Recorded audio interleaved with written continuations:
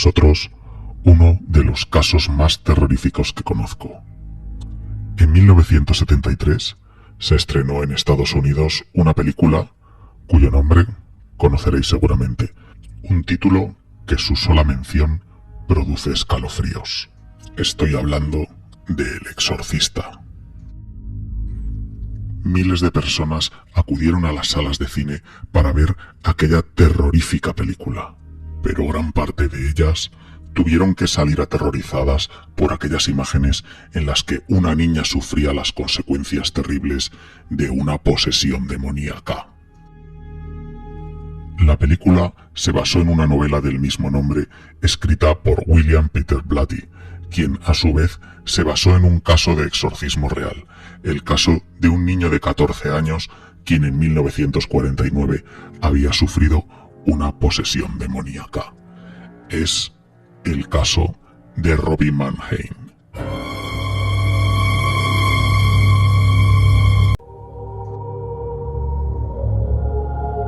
Robbie Mannheim es el seudónimo de un niño de 13-14 años aproximadamente de edad que vivía con su familia en Maryland, Estados Unidos, y que fue supuestamente poseído por un demonio en la década de 1940. El historiador Thomas B. Allen fue quien escribió sobre el exorcismo de Mannheim, y él mismo fue quien acuñó este seudónimo, y el motivo de esto era muy sencillo, porque los testigos de la posesión real querían guardar la verdadera identidad del chico. Según dicen, parece que Robbie no recordaba su supuesta posesión tras el exorcismo, y las personas cercanas a él querían que así continuara siendo. La historia, más allá de lo que nos contaba la película, solo se conoce a través de otros testigos. Más de 40 personas confirmaron haber presenciado la verdadera posesión de Mannheim. El arzobispo de la localidad ha eludido en diversas ocasiones la entrega de los documentos oficiales, pero hoy, sin embargo, conocemos todos los detalles gracias a Thomas B. Allen, quien 40 años después consiguió que el padre Halloran, uno de los 9 jesuitas que asistieron a Bowder, el principal exorcista, le facilitara un diario del exorcismo. Este escrito fue hallado en 1978 durante las obras del Hospital de los Hermanos de los Pobres de San Luis, en una de cuyas habitaciones, clausurada hasta esa fecha, se produjo el exorcismo último y definitivo de Robbie. El documento está compuesto por 26 páginas mecanografiadas en las que se recogen los testimonios de nada más y nada menos que 48 personas que asistieron a la víctima y contemplaron de cerca su endiablado estado. El caso Mannheim, o el caso de Robbie Mannheim, o el exorcismo de Mannheim, como queráis llamarlo, comienza en 1949, en concreto en la ciudad de Cottage City, en Maryland, en los Estados Unidos, en una entrañable casa en la que vive un matrimonio con su hijo Robbie Mannheim, cuyo nombre es un seudónimo, ya que tras realizar el exorcismo se prefirió mantener el anonimato por parte de todos los testigos que lo presenciaron. Y junto con la familia también vive la abuela del niño. Es muy habitual que a la familia les visite una tía cercana llamada Harriet, la cual era espiritista y estaba muy convencida de la vida después de la muerte. Era una persona que habitualmente estaba en contacto con seres del más allá, o por lo menos eso aseguraba ella. Esta tía tan excéntrica, con esos gustos tan particulares, poco a poco fue introduciendo al pequeño Robbie en el mundo de la Ouija, el cual pasó de practicarlo esporádicamente junto a su tía a utilizarlo en solitario como un juego más. Tiempo después de que el niño empezara a realizar esas poco convenientes prácticas, comenzaron a suceder cosas extrañas en el hogar. Un sábado por la noche, los padres del niño habían salido a cenar y Robbie se quedó solo en la casa con su abuela. De pronto, ambos escucharon una serie de arañazos en las paredes. Al principio pensaron que se trataba de ratones, pero tras la llegada de los exterminadores, estos les aseguraron que no había nada en la casa. Mientras todo esto pasaba, cada noche se volvían a escuchar una y otra vez los rasguños en las paredes. Aparte de estos hechos, comenzaron a ocurrir otro tipo de sucesos que podrían considerarse más dentro de lo que se conoce como fenómeno poltergeist y que además afectaba directamente al hijo de la familia, a Robbie. Mesas y objetos comenzaron a moverse solos por la casa de forma esporádica. Se comenzaron a escuchar sonidos extraños en la habitación de Robbie, como el ruido incesante de una gotera de agua o una especie de oscuros lamentos.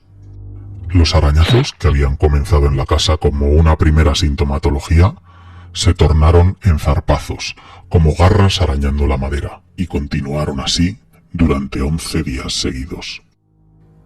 Los fenómenos continuaron produciéndose. En la habitación de la abuela había un crucifijo, el cual aseguran se movía constantemente como si alguien quisiera sacarlo de allí.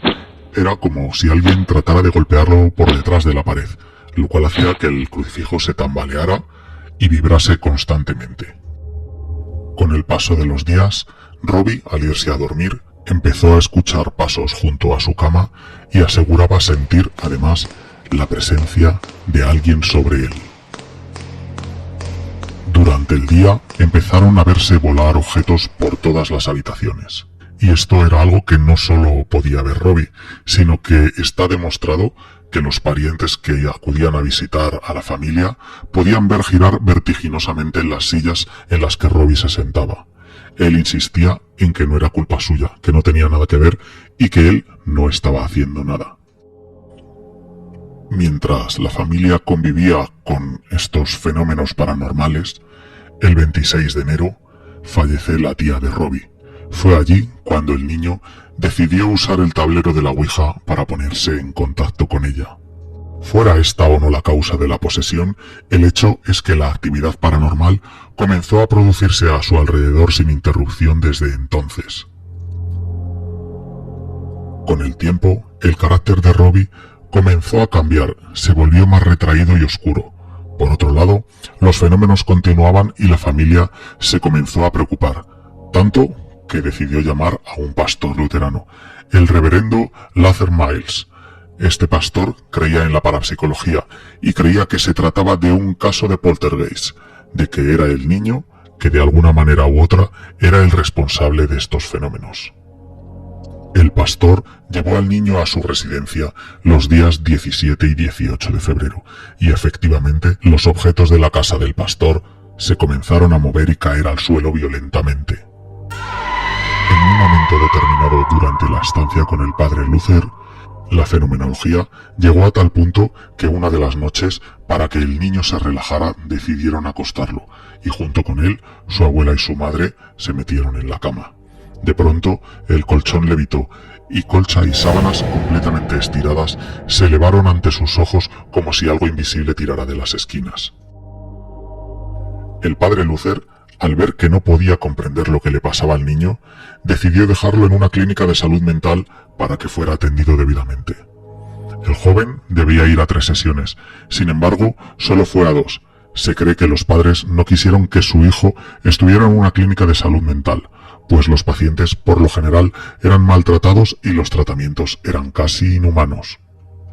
Entonces, el pastor, al ver la negativa de los padres para tratar a su hijo en la clínica, les aconsejó que llamaran a un sacerdote católico, pero no sin antes pasar una última noche junto al crío. Esa misma noche, el reverendo fue testigo directo de la aterradora fenomenología que rodeaba a Robbie. Sobre el pecho del niño aparecieron unos arañazos en forma de letras como si alguien los hubiera trazado desde dentro con un cuchillo. Y esto llevó al padre Luther a pensar por primera vez y a comentar a la familia la posibilidad de un exorcismo. Para los que desconozcan un poco el tema, quiero comentar que la posesión demoníaca se manifiesta progresivamente de 3 formas. Primero la infestación, luego viene la segunda fase, que es la obsesión, y por último, la tercera y más peligrosa fase, la posesión. Invade el cuerpo de la persona y lo trata como si fuera propiedad suya. Para el padre Luther, para el pastor Luther, Robbie estaba a punto de pasar a la tercera fase, a la fase de la posesión. De ahí la insistencia del pastor para que la familia contactara con un sacerdote católico, ya que, según sus palabras, los sacerdotes católicos entienden de estas cosas, refiriéndose a posesiones y exorcismos. La familia finalmente visitó la iglesia de San Jaime, en Montmaryland, y fue donde entraron en contacto con un sacerdote recientemente ordenado llamado Edward Hughes. Al principio, este se limitó a darles agua bendita y unos cirios consagrados, ya que son remedios infalibles contra el demonio. Pero el padre, a pesar de esta actitud, quedó profundamente preocupado, ya que la primera vez que recibió al joven en su despacho, sucedieron hechos extraños, como por ejemplo, que el teléfono de la mesa se movía solo con una mirada del chico, o que también comenzó a hacer un frío espantoso en la habitación que llegó a asustar al sacerdote. Finalmente, el padre Hughes decidió visitar al chico en su casa. Al parecer, Robbie estaba en la cama, en estado de trance, y le recibió diciéndole en latín: «Hola, sacerdote de Cristo. Sabes que soy el demonio. ¿Por qué me molestas?» Precisamente, según el Rituale Romanum, el ritual que se utiliza para los exorcismos aprobado por el Vaticano, la capacidad de hablar o de entender una lengua extranjera desconocida anteriormente por la persona es una de las características más típicas de la posesión. Sobre todo si va unida a una exhibición de fuerza sobrehumana, el conocimiento de hechos ocultos o hechos futuros, o una profunda aversión hacia lo sagrado, que es manifiesta incluso hacia medallas, cruces o reliquias ocultas. Tras asistir a este encuentro, el sacerdote entonces no tuvo dudas de que Robbie sufría una posesión demoníaca. Se dice que el padre comunicó sobre este caso al arzobispo para que contactara con un sacerdote especializado en este tema, pero el arzobispo le pidió que se hiciera el cargo. Hughes, entonces, no lo dudó ni un momento. Tal y como indica el ritual, solicitó permiso para practicar un exorcismo al arzobispo de Washington, quien incomprensiblemente se lo concedió. El Rituale Romanum, para llevar a cabo un exorcismo, a finales de febrero, Robbie fue ingresado en el Georgetown Hospital, dirigido por jesuitas y atendido por monjas, que guardaron el más absoluto secreto sobre el exorcismo. Fue atado con correas a una cama y permaneció tumbado con los ojos cerrados, aparentemente tranquilo. Al entrar el padre Hughes en la habitación, ataviado con un birrete negro, estola púrpura al cuello y con un reluciente aspersor de agua bendita, Robbie despertó y con voz perentoria le ordenó quitarse la cruz que llevaba oculta. Asimismo, se dice que empezó a proferir juramentos en lengua semítica y aramea, y en su pecho comenzaron a aparecer nuevamente arañazos en forma de palabras de difícil comprensión. Hughes se arrodilló junto a la cama con el ritual en las manos, recitó la letanía de los santos en latín y luego el Padre Nuestro, con el que comienzan las oraciones propias del exorcismo. Pero al decir el Padre, mas líbranos del mal, Robbie logró desasir una de sus manos y aflojar una pieza de la cama.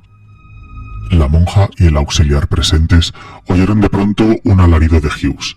Robbie había rajado el brazo izquierdo del sacerdote desde el hombro hasta la muñeca. Se comenta que para cerrar esa herida fueron necesarios más de 100 puntos.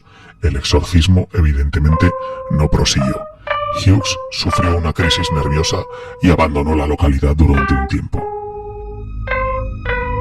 Las murmuraciones de los vecinos, la desesperación o el hecho de que el cuerpo de Robbie empezara a actuar como un tablero Ouija, formando palabras a base de arañazos, fueron el detonante para que sus padres se trasladaran a San Luis, donde tenían parientes.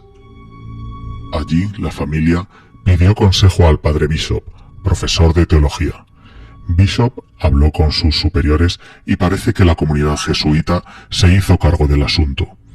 El 9 de marzo, visitó por primera vez a los Mannheim, les interrogó sobre lo sucedido y realizó aspersiones con agua bendita por toda la casa, especialmente en el dormitorio de Robbie, donde además practicó un exorcismo simple y colocó una reliquia de Santa Margarita sobre la almohada. Todo fue inútil. La reliquia salió disparada y rompió un espejo, y el propio Bishop presenció el frenético movimiento de la cama de Robbie y los arañazos que aparecieron en su cuerpo. Al día siguiente, el padre Bishop fue a hablar con el padre William S. Bowden, el famoso padre Merrin de la película El Exorcista. Se trataba de un jesuita de 52 años, responsable de la iglesia de San Francisco Javier, y considerado como un hombre santo para quienes le conocían.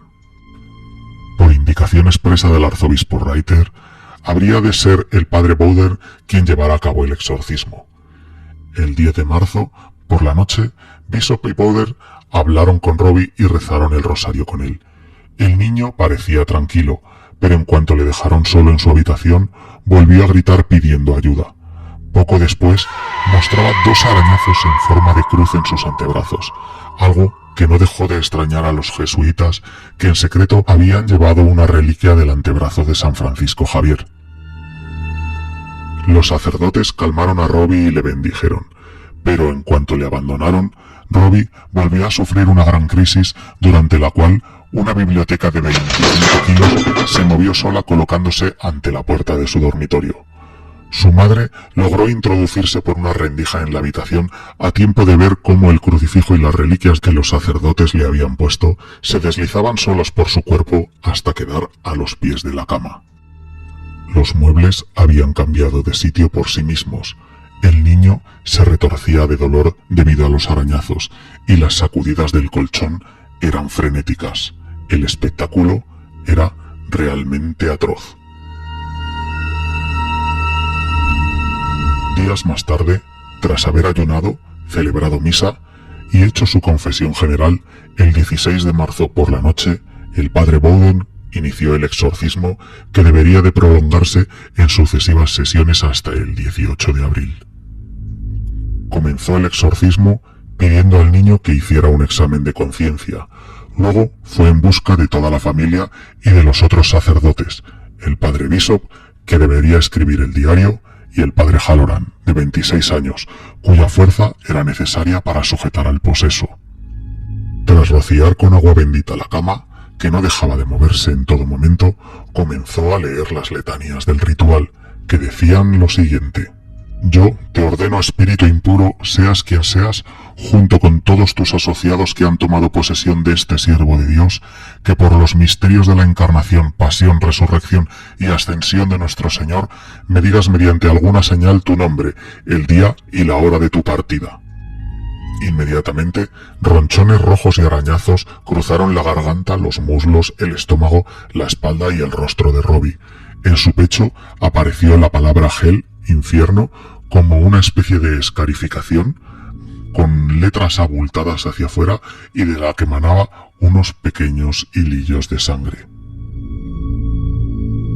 Sobre el escaso vello púbico del niño también se dibujó la letra X y la palabra Go, del inglés ir. Bowden interpretó que el demonio se iría en 10 días, a través de la orina o los excrementos. En lo primero se equivocó, en lo segundo no, pues en cada sesión de exorcismo salían de Robbie grandes cantidades de orina maloliente. A partir de ese día, la lucha contra el mal fue ganando la batalla. Durante otra sesión, al preguntar al demonio su nombre, se dibujó con arañazos sobre el pecho de Robbie la palabra Spite, rencor. Durante el día, Robbie era un muchacho normal, algo característico de los posesos, pero solo durante los periodos de crisis, que a veces duraban horas y que, salvo en raras ocasiones, se presentaron siempre de noche, parecía ser otra persona. Chillaba, ladraba, reía diabólicamente, insultaba y maldecía al oír las plegarias o el nombre de Jesucristo. Al ir avanzando el exorcismo, comenzó a hablar con una voz profunda, ronca y a volverse más violento. Gritaba obscenidades a los sacerdotes, les acusaba de terribles actos sexuales y les escupía. Su delgado cuerpo se arqueaba tanto que podía tocarse la cabeza con los dedos de los pies. Cantaba melodías que desconocía, agitaba los brazos desesperadamente y en cuanto se veía libre de ataduras, soltaba violentos puñetazos. En un intento de reducir el poder del demonio, el padre Bowden decidió bautizar a Robbie Mannheim, que era luterano, para acogerlo dentro de la Iglesia Católica, además de que el bautismo era otra forma de exorcizar. Sin embargo, tras recibir este sacramento, Robbie se volvió más agresivo. La voz del demonio salía con más frecuencia durante las crisis. Hablaba con más autoridad y profería más obscenidades. Su rostro adquiría expresiones diabólicas y sus uñas extraordinariamente largas arañaban su pecho. Conforme avanzaba la batalla, a los periodos de crisis se sucedían estados de calma en los que el chico proyectaba una aura siniestra que los exorcistas llaman el roce de Satanás.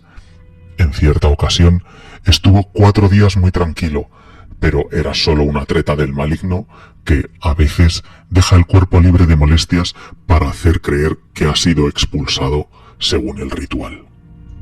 Finalmente, tras pasar por un verdadero calvario, durante el cual estuvo alojado en la rectoría de la iglesia de San Javier, Robbie regresó de nuevo a Maryland y volvió de nuevo a San Luis. El niño fue ingresado a principios de abril en el Hospital de los Hermanos de los Pobres, y allí continuaría el ritual. El día 18 de ese mes, el padre Bowden, consumido por el prolongado ayuno y la vigilia, se enfrentó a la que sería la última batalla. A lo largo de todo el proceso, el padre Bowden tuvo en mente algo que Satanás había dicho al principio. No me iré hasta que se pronuncie cierta palabra, y no permitiré que este niño la diga. El padre Bowden abrigaba esperanzas de que durante la Semana Santa nuestro Señor liberaría a Robbie el día de su gloriosa resurrección. El sábado santo, el hermano Cornelio hizo que trajeran una estatua de San Miguel abatiendo al dragón y la hizo colocar en la habitación de Robbie, justo en un rincón. El domingo de Pascua transcurrió sin incidente alguno. Sin embargo, a la mañana siguiente ocurrió algo verdaderamente extraordinario.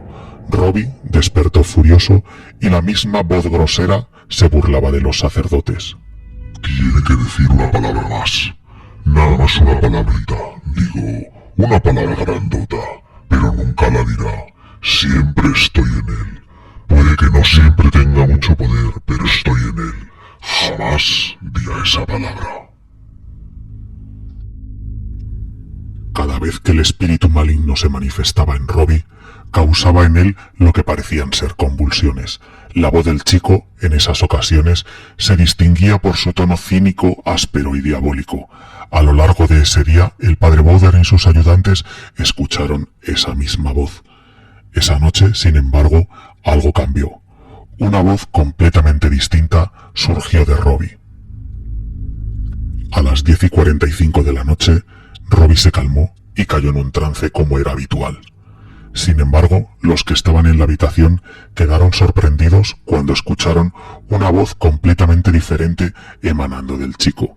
Aquella voz no provocaba miedo ni asco, sino confianza y esperanza.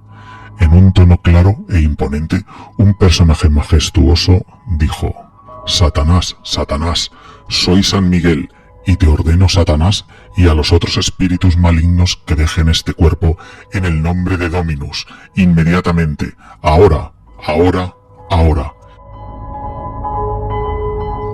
Robbie explicó más tarde lo que había visto. San Miguel apareció como un hombre muy hermoso, con cabello ondulado que se agitaba en la brisa mientras se encontraba rodeado de una luz blanca radiante.